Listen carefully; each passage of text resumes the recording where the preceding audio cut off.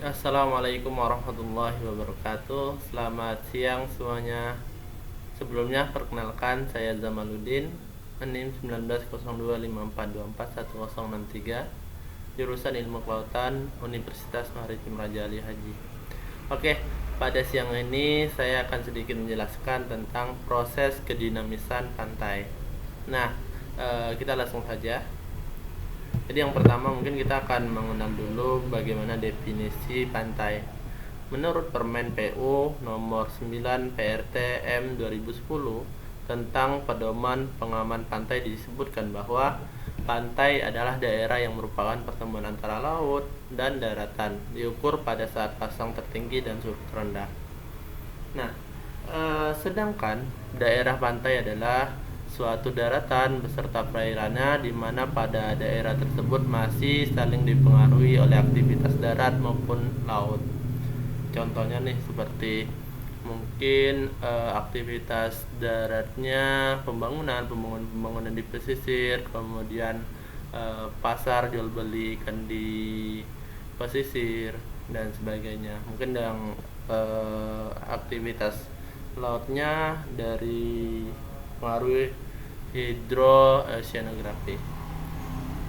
Nah, selanjutnya kawasan pantai merupakan kawasan yang memiliki dimensi sangat dinamis dengan berbagai ekosistem kehidupannya, di mana seluruh kehidupannya ada memiliki keterkaitan antara satu dan lainnya. Kita ketahui di pesisir sendiri atau di pantai itu kan tadi dijelaskan dipengaruhi oleh aktivitas darat maupun aktivitas laut. Nah, di ekosistem juga di pantai sangat beragam, mulai dari mangrove, terumbu karang, dan lamun, dan ekosistem pesisir. Jadi semua ini saling berkaitan dan mempengaruhi kedinamisan pantai. Selanjutnya, pantai selalu menyesuaikan bentuk profilnya sedemikian sehingga mampu meredam energi gelombang yang datang. Nah, di sini disebutkan pantai selalu menyesuaikan bentuk profilnya sedemikian sehingga mampu meredam energi gelombang yang datang. Yang kita ketahui pantai di suatu gelombang atau saat kita ke pantai pasti kita akan melihat bagaimana kondisi air yang dipengaruhi angin, kemudian gelombang, dan itu terjadi secara terus-menerus. Nah, penyesuaian bentuk tersebut merupakan tanggapan dinamis alami pantai terhadap laut. Jadi dengan aktivitas-aktivitas tersebut ternyata ini merupakan tanggapan dinamis alami pantai terhadap laut. Namun pantai tidak akan selamanya mampu mempertahankan bentuk aslinya karena dipengaruhi oleh aktivitas laut.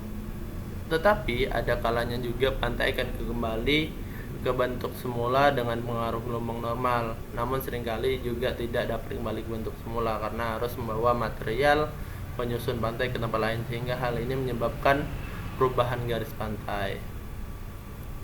Jadi pantai itu sifat dinamisnya jadi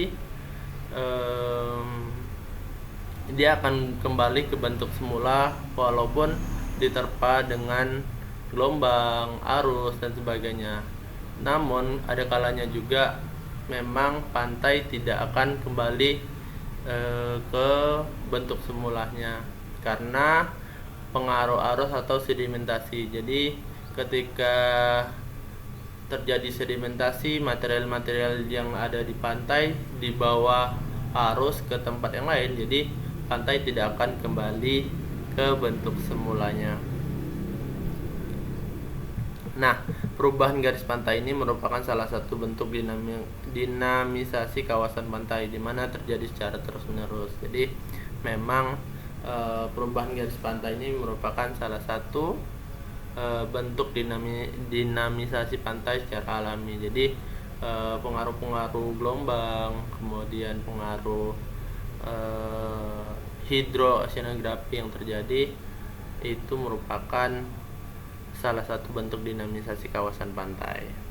Dan hal ini terjadi secara terus-menerus dan akibatnya tadi bisa saja pantai kembali ke bentuk semulanya, ataupun bisa saja pantai tidak akan kembali ke bentuk semulanya. Jadi harus ada penanganan tertentu untuk mempertahankan kondisi pantai. Nih, disebutkan bahwa perubahan garis pantai yang terjadi di kawasan pantai berupa pengikisan badan pantai atau abrasi dan penambahan badan pantai, sedimentasi atau akresi, di mana proses tersebut terjadi akibat dari pergerakan sedimen, arus, dan gelombang yang berinteraksi dengan kawasan pantai secara langsung. Adapun faktor yang mempengaruhi dinamika pantai berupa pengaruh sedimentasi, gelombang, dan arus laut. Jadi perubahan garis pantai itu sangat berkaitan erat dengan pengaruh hidrooceanografi, terutama pada pengaruh sedimentasi, kemudian pengaruh arus, pengaruh gelombang yang menyebabkan perubahan garis pantai. Nah, kita masuk ke sedikit penjelasan tentang sedimentasi. Sedimentasi sendiri merupakan proses pengendapan material batuan secara gravitasi yang dapat terjadi di daratan, zona transisi garis pantai, atau dasar laut karena diangkut oleh media angin, air, maupun es. Sedimentasi di daerah pantai menyebabkan majunya pantai hingga dapat menyebabkan masalah pada drainase yang kemungkinan dapat menyebabkan wilayah tersebut tergenang. Kemudian pengaruh lain dari perubahan garis pantai yaitu gelombang. Gelombang sendiri adalah pergerakan naik turunnya air laut di sepanjang permukaan air.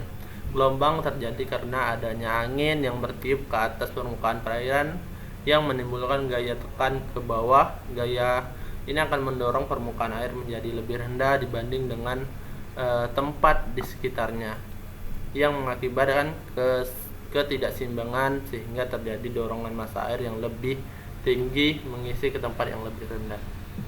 Kemudian ada pengaruh arus. Arus adalah pergerakan massa air secara vertikal dan horizontal sehingga menunjukkan keseimbangannya, atau gerakan air yang sangat luas yang terjadi di seluruh lautan dunia. Arus juga merupakan gerakan mengalir suatu massa air yang dikarenakan tiupan angin atau perbedaan densitas seluruh lautan di dunia. Densitas atau gerakan gelombang panjang. Arus merupakan gerakan air yang sangat luas yang terjadi pada seluruh dunia. Arus-arus ini mempunyai arti yang sangat penting dalam penentuan arah pelayaran bagi kapal. Peta arus dibuat oleh para pelaut berabad-abad yang lalu.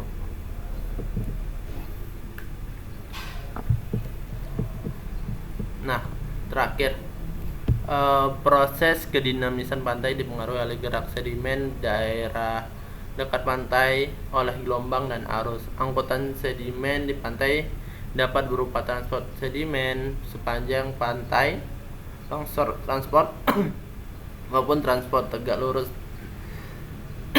pantai, atau onshore-offshore transport, sehingga perubahan garis pantai tergantung pada sedimen yang masuk atau meninggalkan pantai tersebut. Nah, ada 3 nih kondisi pantai, yaitu pantai kondisi stabil, pantai mengalami akresi, dan pantai mengalami erosi dan abrasi. Pantai dikatakan kondisi stabil jika imbangan pantai 0, sedangkan pantai mengalami akresi jika imbangan pantai positif, dan pantai mengalami erosi jika pantainya memiliki imbangan negatif. Ya, jadi kesimpulannya, proses kedinamisan pantai sangat dipengaruhi erat oleh faktor hidrooceanografi, di mana faktor hidrooceanografi ini merupakan pengaruh kuat. Jadi semua aktivitas yang ada di pantai terjadi karena pengaruh oleh hidrooceanografi.